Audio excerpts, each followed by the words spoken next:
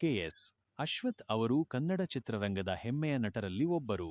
ಅವರ ಕುರಿತಾದ ಈ ನೆನಪು ಅವರ ವ್ಯಕ್ತಿತ್ವ, ಶಿಸ್ತು, ಗಂಭೀರ ನಡವಳಿಕೆ ಮತ್ತು ಅದ್ಭುತ ಅಭಿನಯವನ್ನು ಕಣ್ಣಿಗೆ ಕಟ್ಟುವಂತೆ ವಿವರಿಸುತ್ತದೆ. ಆಚಾರವಂತ ಪುರೋಹಿತರ ಮನೆತನದಲ್ಲಿ ಜನಿಸಿದರೂ ಸ್ವಾತಂತ್ರ್ಯ ಚಳುವಳಿಯಲ್ಲಿ ಭಾಗವಹಿಸಿದ್ದು ಅವರ ಸಾಮಾಜಿಕ ಕಳಕಳಿಯನ್ನು ತೋರಿಸುತ್ತದೆ.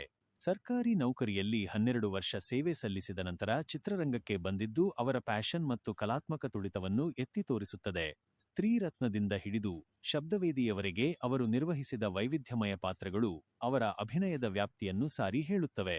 ಅದರಲ್ಲೂ ಮಧ್ಯಮ ವರ್ಗದ ತಂದೆಯ ಪಾತ್ರಗಳಲ್ಲಿ ಅವರ ಸಹಜವಾದ ಅಭಿನಯ ಎಂದಿಗೂ ಮರೆಯಲಾಗದು.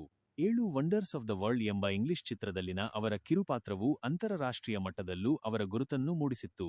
ಚಿತ್ರರಂಗದ ಆಶಿಸ್ತು, ಅವಮಾನ ಮತ್ತು ಅಶ್ಲೀಲತೆಗಳಿಂದ ಬೇಸತ್ತು ನಟನೆಯಿಂದ ದೂರ ಸರಿದರೂ ಅಣ್ಣಾವ್ರ ಅವರ ಒತ್ತಾಯಕ್ಕೆ ಮಣಿದು ಮತ್ತೆ ನಟಿಸಿದ್ದು ಅವರ ಬಾಂಧವ್ಯ ಮತ್ತು ಕಲಾಪ್ರೀತಿಯನ್ನು ತೋರಿಸುತ್ತದೆ. ಅಣ್ಣಾವ್ರ ಮತ್ತು ಅಶ್ವಥ್ ಅವರ ತಂದೆ ಮಗನ ಪಾತ್ರಗಳು ಕನ್ನಡ ಚಿತ್ರರಂಗದ ಅದ್ಭುತ ಕಾಂಬಿನೇಷನ್ಗಳಲ್ಲಿ ಒಂದು.